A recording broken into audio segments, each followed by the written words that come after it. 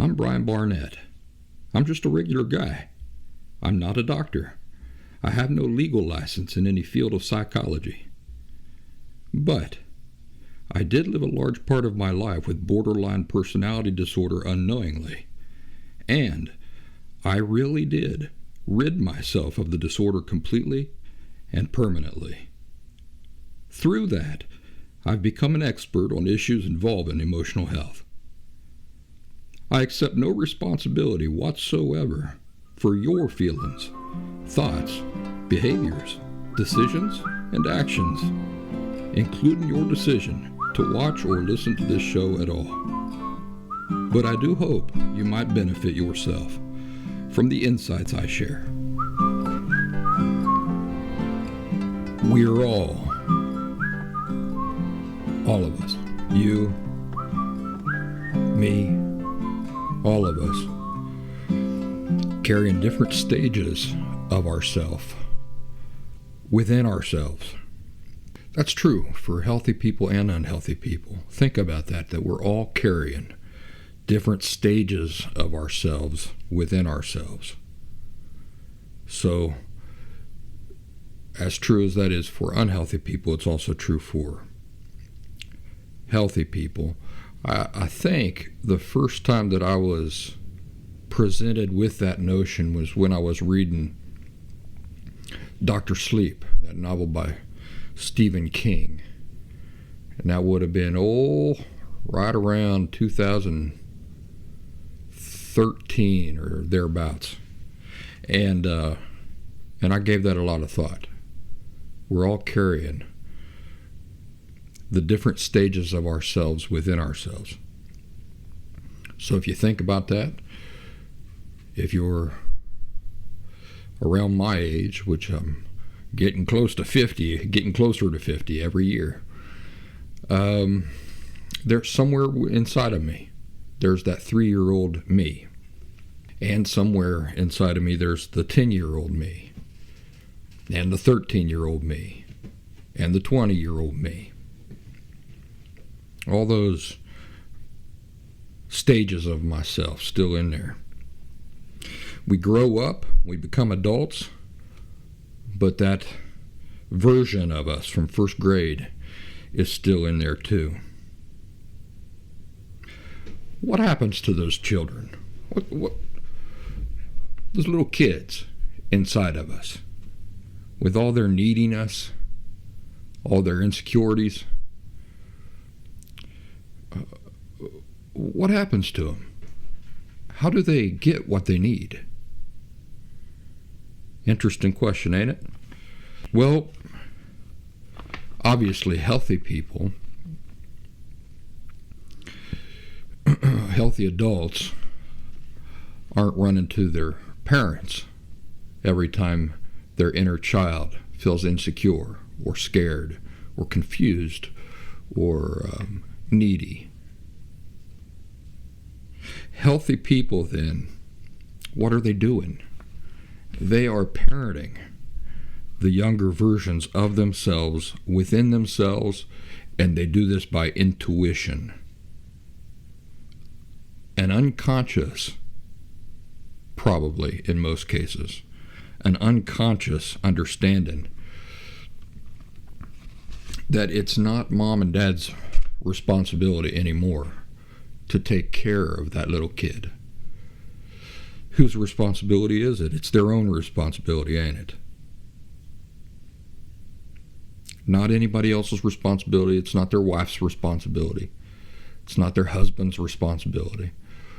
It's their own responsibility to care for those different stages of oneself, to console, comfort, reassure. Not anybody else. The difference, the thing with healthy people is that they've had the advantage of having had good role models in the past for the way that this should be done. So, if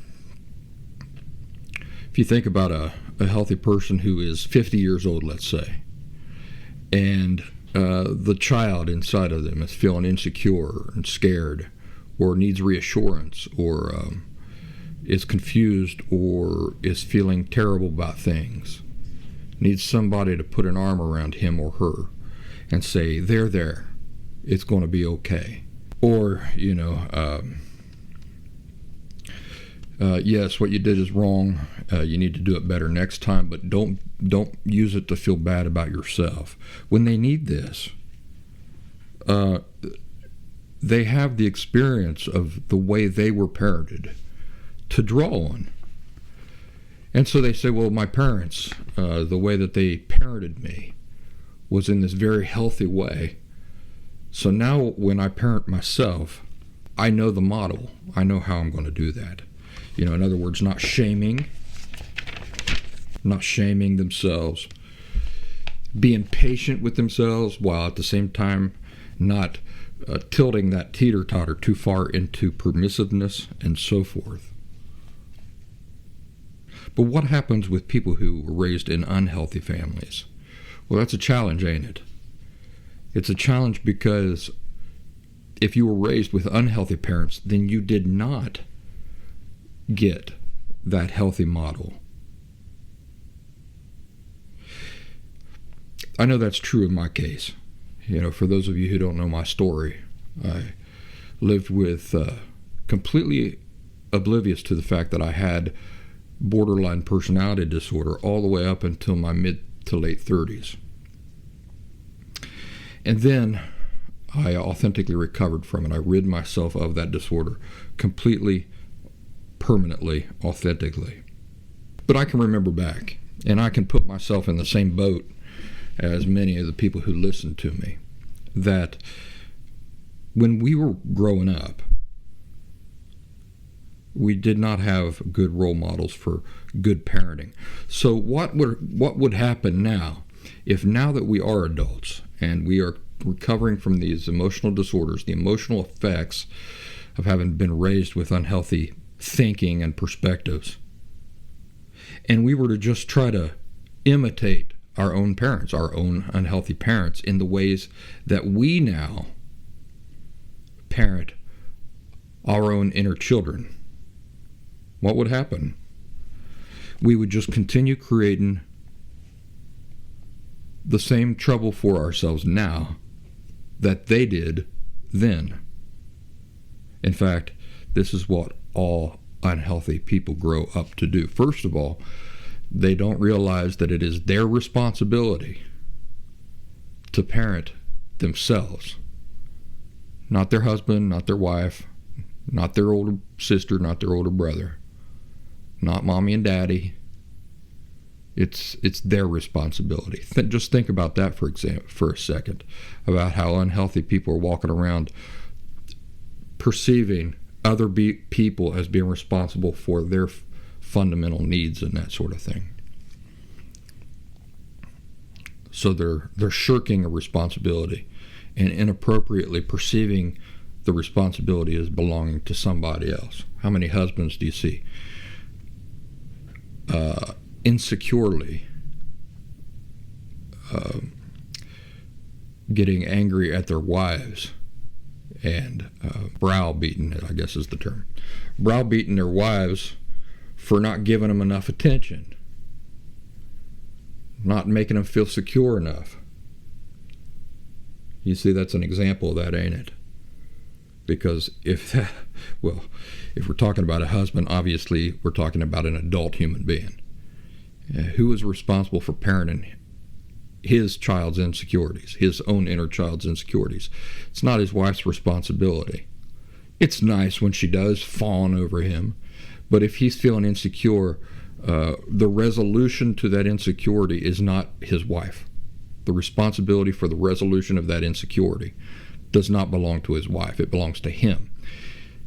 Right? He needs to figure out what that inner child is feeling insecure about. Provide reassurance to himself. Right? It's not the wife's responsibility. That's what I mean about all unhealthy people grow up to do this. First of all, they don't recognize that the responsibility belongs to them and them only. Secondly, even if they do recognize that the responsibility belongs to them and that they need to parent themselves, they do it the wrong way. They do it the same unhealthy way, the only unhealthy way they know, which is from the example that they were given growing up. Think about how unhealthy parents have unhealthy expectations, either to a negative degree or to an excessive degree. So they're either permissive, overly permissive, which is just as emotionally damaging, or don't have enough expectations.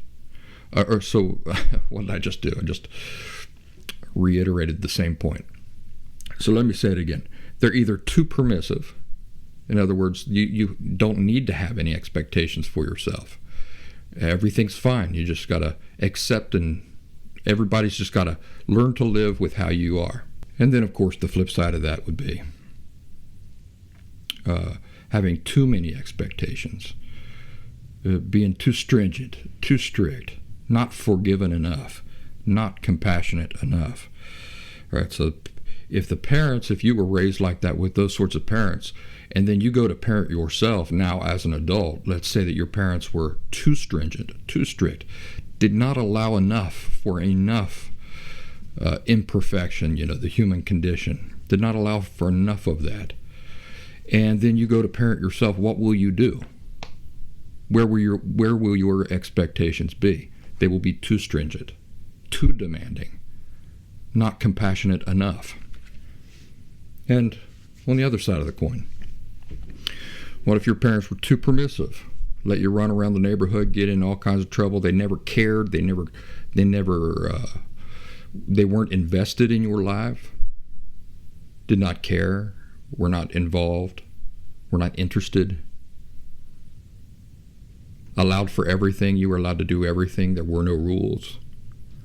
And now, when you go to parent yourself now as an adult, and that was your example, your parenting example, what will happen when you now parent yourself? Same thing, right? It's the example you grew up with. That's your idea of what good parenting is. And so then you will be too permissive. You will not have enough expectations, enough reasonable expectations for yourself. So then what is the answer? When a therapist tells you just got to, you know what, Bob or Sally, what you're lacking is self-parenting. You just need to start self-parenting yourself. Is that the answer? Well, it does have something to do with it, but like many things in the professional community, they take you halfway, don't they? They say, get in the car, and then they take you halfway, and they kick you out halfway. Get out. Here's where I'm letting you out. They don't take you the whole way. So really, what is the answer? The answer is that there has to be more involved than just parenting oneself if you grew up in an unhealthy family. You can't just parent yourself. That's not the answer, because the way you will parent yourself is in the same unhealthy ways that you were parented when you were a child. And that has caused all of your problems until now. So now you're just going to perpetuate the same problems? What is it that is more involved than just taking responsibility for parenting younger versions of ourselves? Number one, we first have to understand the healthy way to go about it. But what's even more important than understanding the healthy ways to go about it? In other words, what is more important than knowing do this, and do this, and don't do that other thing? What's more important than that? What's more important is understanding the principles and laws for why this and this and this is healthy and that thing is not healthy. See, that is more important. The underlying laws and principles for why. You see, if you can clearly see and understand the principles that guide any approach to any given thing, then you don't have to be given a superficial list of things to do. you'll begin to understand for yourself the right approach, because you'll understand the healthy principles and laws determining such an approach or guiding such an approach. So that brings us to some announcements. First of all, happy Thursday, everybody. Welcome back to The Last Symptom. I'm Brian Barnett, the creator and host of The Last Symptom. Secondly, thelastsymptom.com is my website full of free and paid resources. I'd love for you to take advantage of both. Of course, the paid resources are what finance the free resources. They're also what allow me to continue doing this show, continue doing other things that I do. We have an online community. It's on the Locals platform. That's spelled Locals. Boy, things really been growing around the holidays, and we've gotten a lot of new members and a lot of new faces. And if we're not over 1,000 members by now, it would surprise me. But we're right up there, around there. So join us. You can do that by opening your browser on your phone or on your computer, going to thelastsymptom.locals, LOCALS.com. Another way you can join is by downloading the locals.com app from the App Store and then just searching for The Last Symptom by Brian Barnett. That's me, Brian Barnett. So that's who you look for. And then finally, over at thelastsymptom.com, my website, there is a 2-week intensive course, pre-recorded.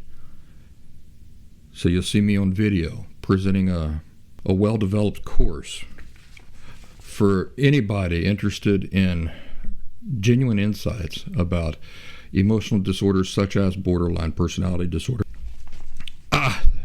Caught me in a sneezing fit. So yeah, thelastsymptom.com, that 2-week intensive program. It works with your schedule, whatever your schedule might be. The course is designed for anybody who is interested in authentic and permanent recovery from emotional disorders, such as borderline personality disorder, narcissistic personality disorder, any kind of psychopathic emotional disorders. If you're interested in authentic and permanent recovery from those things, then you'll want to join. You'll want to run over to thelastsymptom.com. Consider enrolling in that course. So it's interesting, right? The way we started off today's show. What would you think the point of all that would be? The point would be that it doesn't work to superficially just go through steps. And the Last Symptom Fundamentals course, which is that 2-week intensive course, is not designed for you to just go through steps. Rather, the purpose of the course is to allow you to gain insights that allow you to get down to the root causes of the things you're dealing with and to eliminate those unhealthy causes from the roots. It's me teaching you how to fish rather than me just giving you a fish. It's a profound education on the laws and principles that govern emotional health, and also a deep dive, a very profound look into the unhealthy principles and laws and thinking that guide emotional disorder. I want to help you escape it permanently and authentically. Over the summer, I had been printing off and holding on to a whole bunch of articles that I'd been wanting to share with you, and so just different things. And I hold on to them for a long time, and they build up. And I'm always looking for the right time to share certain things with you. And so I figured that in this episode, it would be a good time. Do you remember back over the summer, we talked about this girl named Gabby, and I can't remember what the boy's name was. They were living the van life and posting all their travels and stuff on Instagram, and she went missing, and there was this big mystery about it, who done it, and his Brian was the guy's name. How could I forget that? The Brian, I can't remember what his last name is. But anyway, Brian and Gabby. And it turned out that he had killed her. And just a big old mystery. It was like the big mystery of the summer. It was the thing everybody was talking about before the Johnny Depp and Amber Heard trial. Brian Laundrie, I think the name was. Anywho, I reckon many of you know what I'm talking about. Well, I followed that pretty closely, and I even did a show about it. Used them as a perfect example of how a fake love, this fake imitation, superficial love that is so prevalent in today's world. And so I followed the whole case with a lot of interest, and when his body was found out in that marsh or that swamp in Florida, they found a backpack of his belongings, and that's how they confirmed it was him. And they published, the news organizations published a letter, an admission letter, and a suicide letter that he had left in his backpack. So anyway, all the news organizations, not all of them, I had to search for it actually a little bit, but they printed off this letter. I thought I'd read the letter to you as a follow-up to that episode. I can't remember what it was. It was season 4 something about artificial love or whatever. And I won't read the whole letter. It's a long letter for you. Those of you watching the video here on YouTube, you can see it fills a page. He addresses the letter to Gabby, which is interesting, because she's dead by this point. And he's making an admission to people who will find this letter. But he doesn't address them. He addresses Gabby. I wish I was right at your side. I wish I could be talking to you right now. I'd be going through every memory we've made, getting even more excited for the future. I can't live without you. Isn't that a romantic sentiment? I can't live without you? No, it's not romantic sentiment. It's an unhealthy sentiment. People, relationships are wonderful. They really are. I mean, I think about my relationship with my daughter. I think about my relationship with some of my really close friends, and they are important. But life is more than just any single relationship, except for the one you have with God, which would be the exception. He says, I've lost every day we could have spent together, every holiday. I'll never get to play with unintelligible again, never go hiking with TJ. I loved you more than anything. I can't bear to look at our photos, to recall great times, because it is why I cannot go on. When I close my eyes, I will think of laying on the roof of the van, falling asleep to the side of a meteor shower at the Crystal Geyser. I will always love you. If you were reading Gab's journal, looking at the photos from our life together, flipping through old cards, you wouldn't want to live a day without her. Knowing that every day you'll wake up without her, you wouldn't want to wake up. I'm sorry to everyone this will affect. Gabby was the love of my life, but I know adored by many. I'm so very sorry to her family because I love them. I'd consider her younger siblings my best friends. I am sorry to my family. This is a shock to them as well as a terrible grief. So you're probably wondering, you probably want me to just get to the part where what happened. Here we go. This occurred as an unexpected tragedy. Rushing back to our car, trying to cross the streams of Spread Creek before it got too dark to see, too cold, I hear a splash and a scream. I could barely see. I couldn't find her for a moment. shouted her name. I found her breathing, heavily gasping my name. She was freezing cold. We had just come from the blazing hot national parks in Utah. The temperature had dropped to freezing and she was soaking wet. I carried her as far as I could, down the stream toward the car, stumbling, exhausted in shock, when my knees buckled, and I knew I couldn't safely carry her. I started a fire and spooned her as close to the heat. She was so thin, had already been freezing too long. I couldn't at the time realize that I should have started a fire first, but I wanted her out of the cold back to the car. From where I started the fire, I had no idea how far the car might be, only knew it was across the creek. When I pulled Gabby out of the water, she couldn't tell me what hurt. She had a small bump on her forehead that eventually got larger. Her feet hurt. Her wrist hurt. But she was freezing, shaking violently while carrying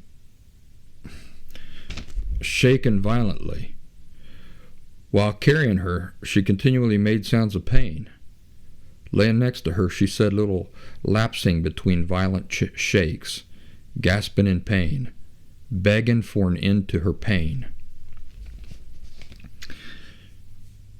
That doesn't sound very believable to me. She fell in the creek, bumped her head. She's cold, and now she wants to die? Is that what he's saying? That now she's begging for an end to her, to being a little cold and having a bump on her head?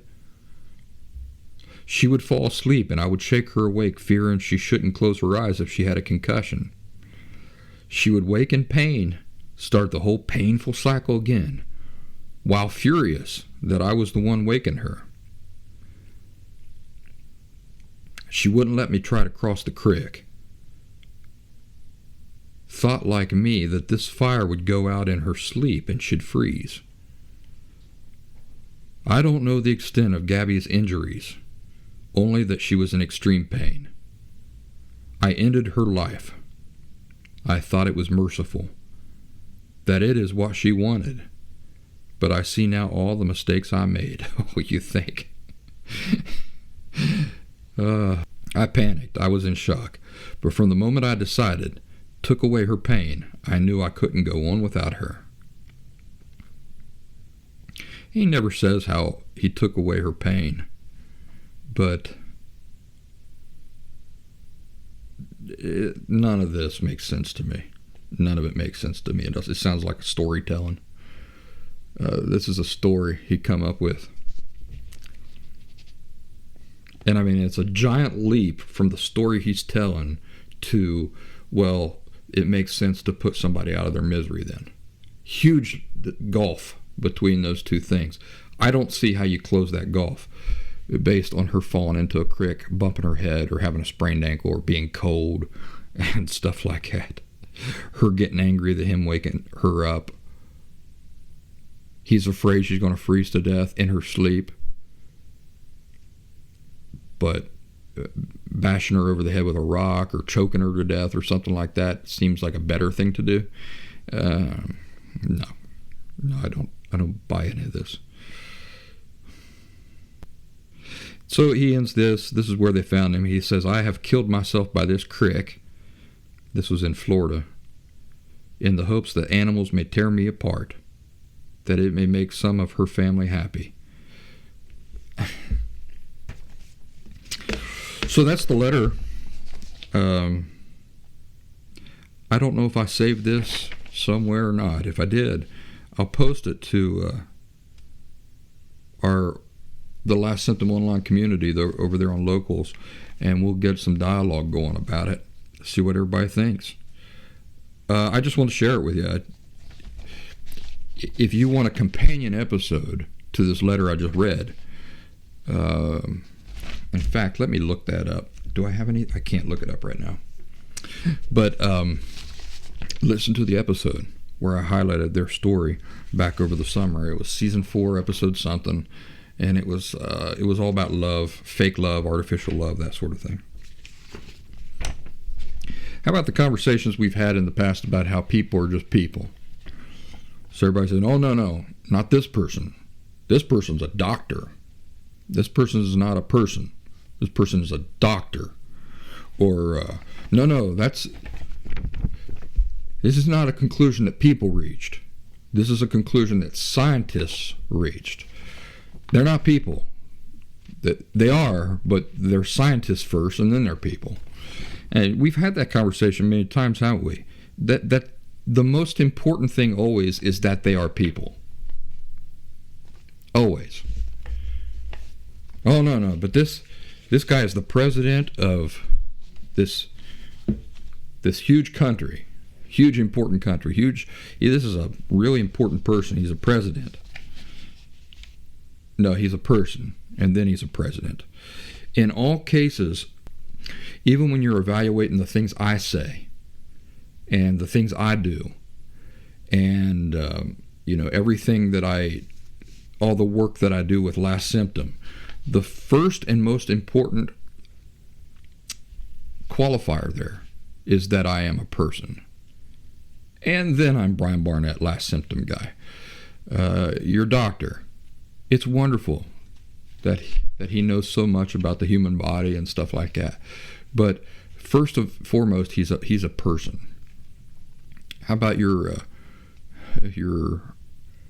favorite therapist that you've ever met in your entire life? Trust every single thing comes out of her mouth. Well, okay, she's a person first. That's the most important thing. And we've had this discussion many times, and it's an unpopular conversation to have, because you know what happens when you say, what a scientist is a person first and foremost? Well, then you get people who say, oh, see there, science denier. Only an utter fool would not understand that science is not just something that exists and that we get to study and understand without it being filtered through people. I got into a conversation on Twitter the other day with a scientist. We ended up having a real nice conversation, by the way. Started off a little tense, but it ended up good. Ended up to be a good conversation. He said, you are suggesting that I allow emotion to affect my studies. And I said, wrong. That's not what I'm saying. I'm not saying that your studies are being influenced by your emotions. But I said, I know for an absolute fact, without any question whatsoever, that the interpretation of the results of your studies are being filtered through emotion. They absolutely are. So my whole conversation with him was, why can you have 1,000 scientists and half of them think one thing and half of them think another, and they're all looking at the exact same study? Why is that? And why is it that scientists are never 100% in agreement? Are they less scientists than you are because they disagree with you? So then what explains it? What explains it is that first and foremost, everybody doing these studies, everybody interpreting the results of these studies are people. And they have their own biases, their own preferences, their own ways of thinking, their own expectations, and on and on and on. Anyway, I'm getting off on a big tangent there, but this article is called Ohio Supreme Court Suspends Democrat Judge Over Unprecedented Behavior. Unprecedented is in quotes. So a lot of people like to think, well, a judge, once you get to be a judge, you're infallible. What's the most important part? Person, then judge. What if you get to be, but wait a second. What if you get to be a Supreme Court justice? You're the highest judge in the land. Right? So that must matter the most, right? Nope. What matters the most is person. They are a person, and they are also a Supreme Court judge.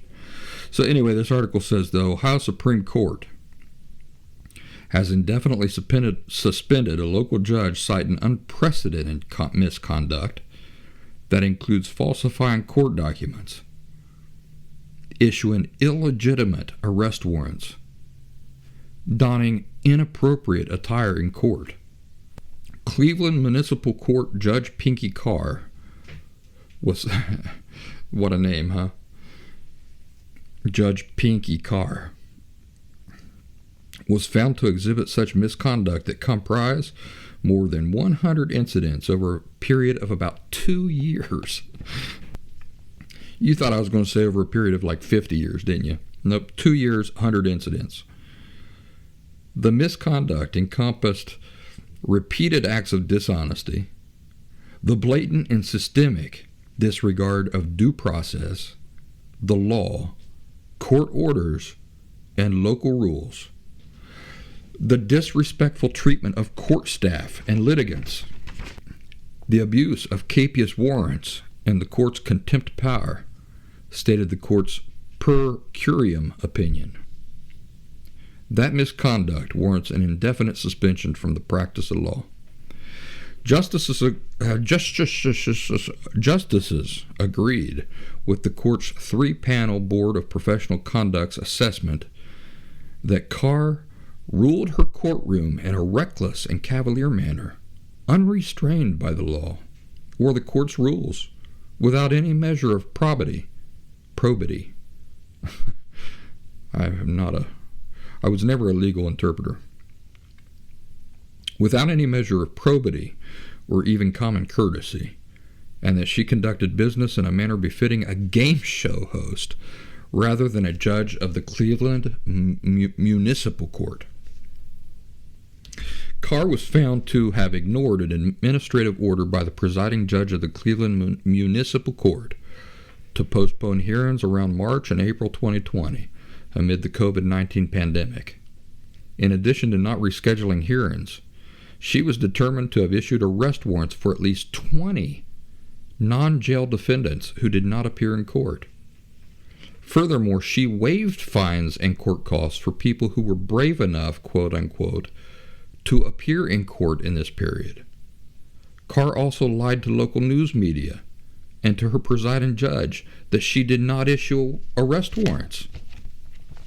The former judge agreed to some 583 statements of fact and misconduct related to her ethics violations, including acknowledging that she often held hearings without a prosecutor present to avoid complying with procedural safeguards in state law, which include requiring a judge to inform the accused of the nature of the charge, the identity of the complainant, the right to counsel, and the effect of various pleas.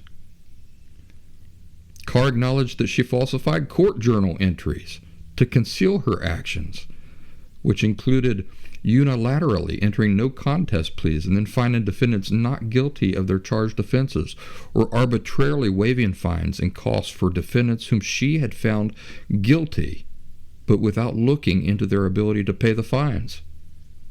In at least 24 of 34 cases, Carr's journal entries falsely said she had looked into defendants' ability to pay and determined they couldn't pay. Instead, most of the time, Carr had frequently waived fines and costs based on the defendant's birth date. This is interesting stuff, ain't it? According to the court's opinion, Carr put at least 5 people in jail after she used warrants and incarceration to force people to pay fines and costs by tying their bond to the amount of the fine and costs. She acknowledged that this essentially created a modern-day debtor's prison. The court opinion determined that Carr abused her power and held a person in contempt, which resulted in the person serving 15 days in jail. It also noted that Carr violated rules governing the appropriate dress, order, and decorum for courtroom, noting that her bench was littered with dolls, cups, novelty items, and junk, and that Carr presided over her courtroom wearing tank tops, t-shirts, some with images or slogans, spandex shorts, and sneakers. We call those tennis shoes where I'm from, not sneakers. Lots of stuff in there. What did Carr, this disgraced judge, what do you think she used as her excuse for all this stuff? You got it. Mental health disorders. Boy, that's a nice thing to fall back on, ain't it? And she wasn't crazy, right? She wasn't saying, I lost my mind. I went, literally, I went insane. My brain wasn't functioning. I thought I was Abraham Lincoln. She's not saying that. So what is she really talking about? She's talking about emotional health issues. So she's saying like she has narcissism or borderline personality disorder or something like that, and that's why all this is. She should be let off the hook. I did that too, by the way. Marriage falling apart. That was my argument. But listen, I'm dealing with mental health issues. Dealing with these mental health disorders. I don't have any control over this stuff. I shouldn't be held responsible for the things I do. Back to that teeter-totter, right? What's that an example of? It's an example of the teeter-totter being tilted too far in the direction of permissiveness. Yes, it's true. I did a lot of things that I wouldn't have otherwise done. It's still not an excuse for the things I did. My responsibility for doing better did not disappear because I was dealing with some things that I had yet to identify. Well, I'll tell you what, if you were on the right side of her, I bet she'd be a very fun judge. Not too much, though, if you're on the wrong side of her, right? Let's see here. Jennifer Lopez, Ben Affleck, obtained wedding license in Nevada. So they go to Jennifer Lopez and Ben Affleck run off and got married in Vegas. What do you think? Is that romantic? When you hear those stories in People magazine and stuff like that about Jennifer Lopez and Ben Affleck, do you think that encompasses just perfectly a good romance story? Let's see, when was this? This is July 17th of last year. So like I told you, I print these things off and I hang on to them for a long time. Jennifer Lopez and Ben Affleck were wed Saturday in a late night Las Vegas drive-through chapel. Can you believe that? Can you imagine being worth millions of dollars, fame swirling all around you, and you going and getting married in Vegas? Well, okay. Here's the quote that Jennifer. I hate. By the way, I have to make I have to be upfront about the fact that I hate Jennifer Lopez. I can't stand her. I shouldn't say I hate her. I don't hate her. She's just not somebody that I care much for. I bet if I met her one-on-one, I'd be like, wow, that Jennifer Lopez, real nice girl. I'll tell you when I started really disliking her. Years ago, like right around 2020, year 2020, she was dating P. Diddy, or Puff Daddy, or whatever his name is now. And he got caught in a club with a gun. And she was dating him, and I knew what she was doing. She was climbing the ladder, so I knew that she was only with him for that reason. She's just using him for her own career. And because that she was with him when this kershuffle or kerfuffle went down in the club, he got arrested and she was at risk of getting arrested. She threw him under the bus like that. And I saw a recording of her crying, oh, but my career, it was all his fault. He did it. I had nothing to do with it. And when she did that, all respect I had for her just went right out the window. Like I said, this gold digging snake all she cares about is herself. No loyalty whatsoever. Just using this guy because of his fame. He was a lot more famous than she was at the time. And I've just never looked at her the same since. I just look at her as like this dirty whore. That's the way I look at her. A dirty whore. Just out to use people to get what she, to climb her way up on their backs. And, of course, P. Diddy or Puff Daddy, or Sean Combs, right? Sean, is that what his name is? Sean Combs? Anyway, yes, he's a grown man. He can do what he wants to do. And he should be smarter than that. But, so yeah, I don't think much of his intelligence either to be used to allow himself to be used like that. But I just think of her as just some dirty, no good whore. And maybe I'm wrong about that. Maybe you guys need to set me straight. So why don't you join our group over there on thelastsymptom.locals.com. You let me know if I have the wrong opinion about this Jennifer Lopez chick.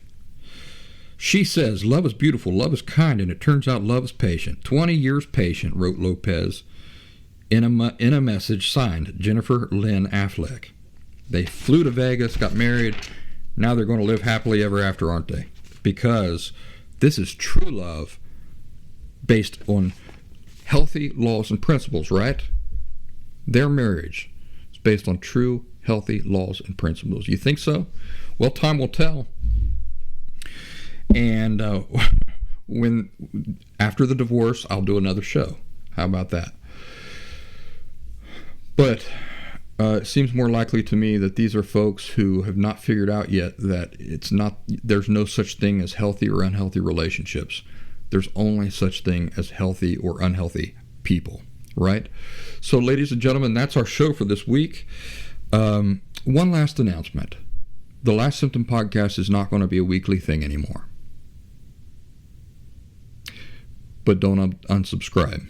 It's going to now be every other week. So it's still going to be a regularly published show. It's just not going to be every single week. It will be every other week. All right?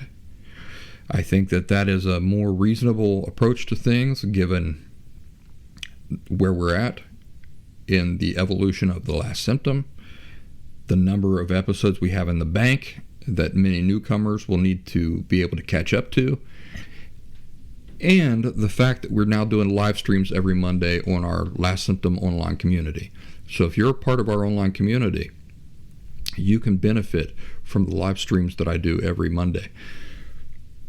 And it's really nice because it's live, I'm on camera, you're not on camera, just me, but you can interact with me in the chat. You can say, hey, Barnett, I want to talk about this, or hey, Barnett, you were totally wrong about Jennifer Lopez. She is a wonderful woman, and I'll tell you why. And you're totally wrong about their upcoming divorce.